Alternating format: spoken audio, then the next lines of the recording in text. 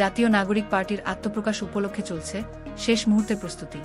অনুষ্ঠানটিতে যোগ দিতে ঢাকায় আসছে নেতাকর্মী। যে জিনিসটার জন্য এই জুলাইয়ের লড়াই, আমরা আশাবাদী এই রাজনৈতিক দলের মাধ্যমে আমাদের সেই চিন্তা, সেই আকাঙ্ক্ষা এটা পূরণ হবে।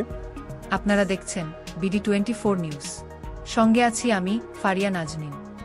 জাতীয় নাগরিক কমিটি ও বৈষম্য বিরোধী ছাত্র আন্দোলনের নতুন রাজনৈতিক দলের আত্মপ্রকাশ হবে আজকে বিকেল ৩টায় রাজধানীর মানিক মিয়া এভিনিউয়ে আনুষ্ঠানিকভাবে দলটি আত্মপ্রকাশ করবে।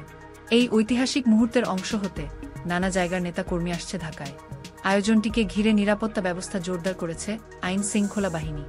নতুন এই দলের আহ্বায়ক হচ্ছে নাহিদ ইসলাম, সদস্য সচিব হলেন আক্তার হোসেন, দক্ষিণাঞ্চলের মুখ্য সংগঠক হাসনাত আবদুল্লাহ, উত্তরাঞ্চলের মুখ্য সংগঠক সার্জিস আলম এবং মুখ্য সমন্বয়ক নাসিরউদ্দিন পাটোয়ারি।